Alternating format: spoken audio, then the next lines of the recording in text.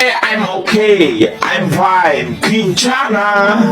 Quintana. Ding, ding, ding, ding, ding. Ku menahan rasa sakit.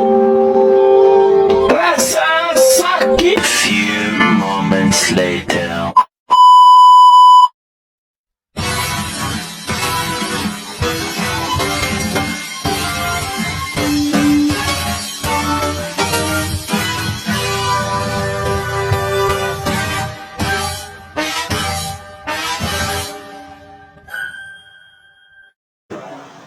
Assalamualaikum warahmatullahi wabarakatuh.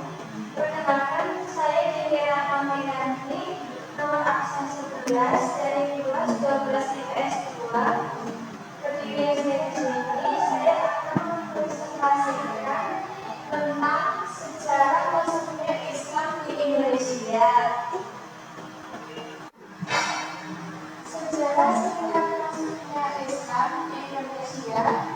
Sepeninggalan Nabi Agung Muhammad SAW, tepatnya pada 632 Masehi silam, kepemimpinan agama Islam tidak berhenti begitu saja.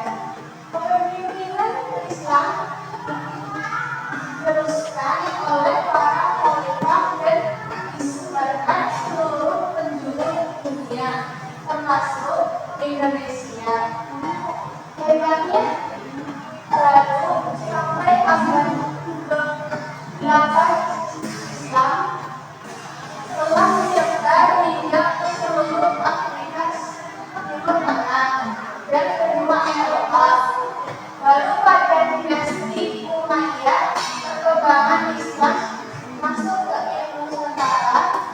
Zaman dahulu Indonesia dikenal sebagai budaya penenang aman mesin pakanannya, sehingga banyak sekali para pedagang dan saudagar dari seluruh dunia datang ke pulau Indonesia untuk berdagang. Hal tersebut juga menarik dagang asal Arab, Gujarat, dan juga Persia. Sambil berdagang, para pedagang Muslim sembari berdakwah untuk mengenalkan ajaran Islam kepada para penduduk. Teori masuknya Islam ke Indonesia. Menurut para sejarawan, pada abad ke-13 Masehi, Islam sudah masuk ke Nusantara yang dibawa oleh para pedagang Muslim. Namun, untuk lebih pastinya, para ahli masih terdapat perbedaan pendapat dari para sejarawan. Namun, setidaknya 3 teori tentang masuknya Islam ke Indonesia, yaitu A. Teori sejarah. Teori ini dipelopori oleh ahli sejarah George Roger. Menurutnya, agama Islam masuk ke Indonesia dibawa oleh para pedagang Gujarat pada abad ke-13 Masehi. Yang B. Teori Persia. B.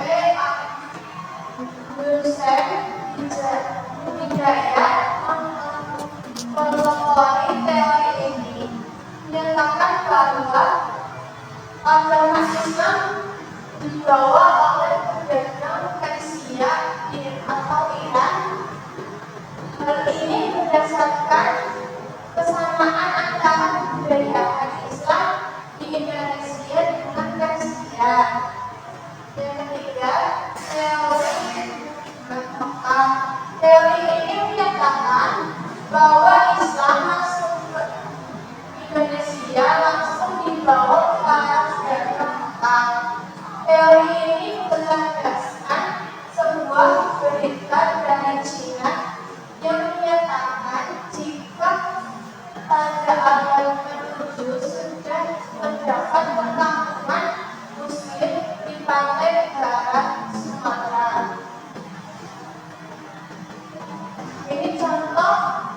proses masuknya Islam di Indonesia.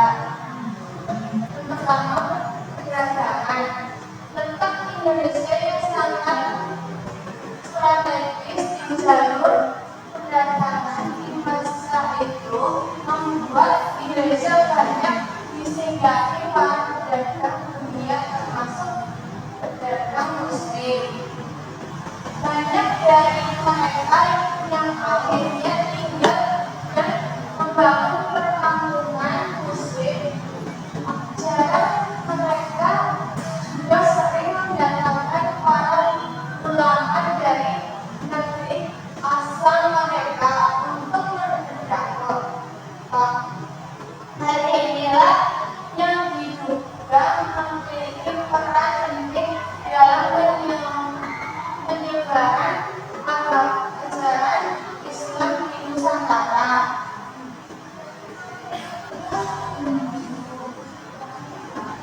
Yang kedua, perkawinan. Penduduk lokal beranggapan bahwa para pedagang muslim ini adalah kalangan yang terpandang, sehingga banyak penguasa pribumi yang menikahkan anak mereka dengan para pedagang muslim. Sebagai syarat, sang gadis harus memeluk Islam terlebih dahulu. Inilah yang diduga mengajak penyebaran ajaran Islam. Yang ketiga, pendidikan. Setelah perkampungan Islam terbentuk, mereka mulai mendirikan fasilitas pendidikan berupa pondok pesantren yang dipimpin langsung oleh guru agama dan para ulama. Para lulusan pesantren akan pulang ke kampung halaman dan menyebarkan ajaran Islam di daerah masing-masing. Yang keempat, kesenian.